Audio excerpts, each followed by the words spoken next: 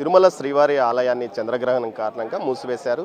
అసలు గ్రహణ సమయంలో ఆలయాన్ని ఎందుకు మూసివేస్తారు, ఈ విషయాలను తెలుసుకోవడానికి మనతో ఏదైతే ప్రధాన అర్చకులు వేణుగోపాల్ దీక్షితులు ఉన్నారో ఆయన అడిగి తెలుసుకుందాం. స్వామి, ఎందుకు గ్రహణ సమయంలో ఆలయాలను మూసివేస్తారు? మనం గ్రహణ సమయంలో సూర్యచంద్రులు ఇవన్నీ కూడా ఆ గ్రహణాన్ని పట్టి పీడిస్తూ ఉంటాయి కాబట్టి గ్రహణ సమయంలో ఆలయాలు మూసివేయడం అనేది వైష్ణవ సాంప్రదాయంలో జరుగుతూ ఉంటాయి. కొన్ని శైవ సాంప్రదాయ ఆలయాల్లో గ్రహణాలప్పుడు విశేషంగా పూజలు కూడా నిర్వర్తిస్తూ ఉంటారు. కానీ మన ఆగమ సాంప్రదాయం, మన తిరుమల సాంప్రదాయం ప్రకారం గ్రహణ సమయాలలో ఆలయాన్ని మూసివేయడం, అది కూడా గ్రహణం పట్టే సమయానికి ముందు 6 గంటల ముందుగా ఈ ఆలయాన్ని మూసివేయడం, కైంకర్యాలన్నీ ముగించుకొని మూసివేయడం అనే సాంప్రదాయాన్ని కొనసాగిస్తూ ఉంటాము. సరే, ఈరోజు ఎలాంటి కార్యక్రమాలు నిర్వహించారు మూసివేతకు ముందు? ఈరోజు ఉదయం సుప్రభాత సేవ నుంచి యథావిధిగా కైంకర్యాలు ప్రారంభమయ్యాయి. సుప్రభాత సేవ, తోమాల సేవ, కొలువు, అర్చన, తర్వాత ప్రాతకాల ఆరాధన, నైవేద్యాలు, సాతుముర అయిన తర్వాత సర్వదర్శనం తర్వాత మాధ్యాహ్నిక ఆరాధన, మాధ్యాహ్నిక నైవేద్యం అయిన తర్వాత ఉభయ దేవేలతో శ్రీ మలయప్ప స్వామివారికి నిత్య కళ్యాణం పచ్చతోరణంగా స్వామివారి ఆలయంలో జరుగుతున్నది కాబట్టి కళ్యాణోత్సవాన్ని కూడా భక్తులు లేకుండా ఏకాంతంగా సర్కారు కళ్యాణోత్సవంగా నిర్వహించడం జరిగింది. మిగతా ఆర్జిత సేవలైనటువంటి ఊంజల్ సేవ, ఆర్జిత బ్రహ్మోత్సవం, సహస్ర దీపాలంకరణ సేవ, సాయంకాలం తిరువీధి ఉత్సవం, అట్లాగే భాద్రపద మాసం పౌర్ణమి సందర్భంగా జరగాల్సిన గరుడి సేవను కూడా ఈ గ్రహణ సందర్భంగా రద్దు చేయడం జరిగింది.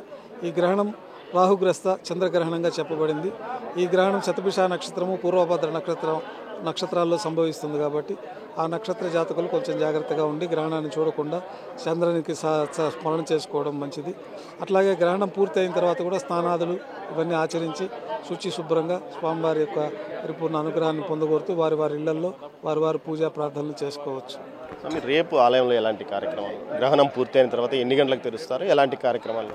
గ్రహణం రేపు ఉదయం 1:30 పూర్తి అవుతుంది. చంద్రగ్రహణం 1:30 పూర్తి అయిన తర్వాత అర్చకులు కూడా నిత్య కర్మానుష్ఠానాలు, స్నానము, వారి సంధ్యావందనం అంతా కర్మానుష్ఠానాలు, నిత్య కర్మలు పూర్తి చేసుకొని ఆలయానికి 2:30 వచ్చి చేరుకుంటారు. ఆలయంలో 2:30 లోపల పోయిన తర్వాత ఆలయం అంతా శుద్ధి చేసే కార్యక్రమం ఈ లోపల జరుగుతూ ఉంటుంది. ఆలయం అంతా శుద్ధి అయిన తర్వాత సుప్రభాత సేవ ప్రారంభమవుతుంది.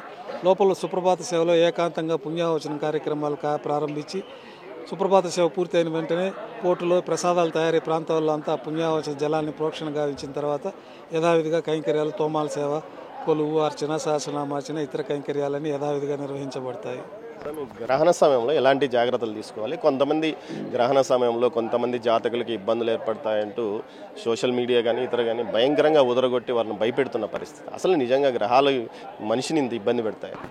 గ్రహణ సందర్భంగా జాతకరీత్యా కొన్ని దుష్ఫలితాలు ఉంటాయి. అయితే మనం అందుకోసమే గ్రహణ సమయంలో విశేషంగా ఆయా నక్షత్రాలకు సంబంధించిన వారు విష్ణు సహస్రనామ పారాయణ కానీ ఇతరత్ర వారికి ఇష్టదైవం ప్రార్థన చేసుకుంటూ ఉంటే అధిక ఫలితాల నుండి ఆ యొక్క దోషాలన్నీ తొలగిపోతాయి. అందువల్లనే గ్రహణ సమయంలో మనకి పూజా కైంకర్యాలని ఇంట్లో వాళ్ళకి ఇష్టదైవాన్ని స్మరించుకుంటూ దీపం వెలిగించుకొని ముందు స్నానం చేసి తర్వాత వాళ్ళ ఇష్టదైవాన్ని స్మరించుకొని గ్రహణ సమయంలో గ్రహణం వదిలిన తర్వాత మరొక స్నానం ఆచరించి యథావిధిగా ఇల్లంతా శుద్ధి చేసుకొని కార్యక్రమాలు చేసుకుంటే మంచిది. గ్రహణ సమయం ఎప్పుడు ప్రారంభమవుతుంది, ఎప్పుడు క్లోజ్ అవుతుంది? గ్రహణం ఈరోజు రాత్రి 9:50 ప్రారంభమవుతుంది. తెల్లవారుజామున రేపు ఉదయం తెల్లవారుజామున 1:31 గ్రహణం విడుపు కాలం అంటారు. గ్రహణ మధ్యకాలం అంటే మధ్యలో 11 గంటలకు ఉంటుంది. ఈ గ్రహణ ప్రారంభ కాలం 9:50, గ్రహణం పూర్తి అయ్యే కాలం తెల్లవారుజామున 1:30. స్వామి, కొంతమంది అబార్షన్లు అంటే డెలివరీలు కూడా బలవంతంగా ఆపుకున్న పరిస్థితి, ముందుగానే డెలివరీలు చేసుకుంటారు. అంటే ఇక్కడ ఏం జరుగుతుంది? వారి గ్రహణ సమయంలో జనరల్గా న్యాచురల్గా జరిగిపోతూ ఉంటాయి. దాన్ని ఎవరు ఆపలేరు. ఇక వారికి అబార్షన్లు అవన్నీ మనకు తెలియదు దాని పరిస్థితులు. ఏదైతే గ్రహణ సమయంలో ఆలయాన్ని ఏదైతే పూర్తిగా 6 గంటల ముందుగానే మూసివేశాము, 9:55 గ్రహణం ప్రారంభమై 1:30 విడుస్తుందని, అయితే 12 గంటల పాటు ఆలయాన్ని మూసివేస్తున్నట్లు ఆలయ ప్రధాన అర్చకులు వేణుగోపాల్ దీక్షితులు చెప్పారు. అదేవిధంగా గ్రహణ సమయంలో తమకి ఇష్టదైవాన్ని ప్రార్థించుకోవడం వల్ల సత్ఫలితాలు ఉంటాయి.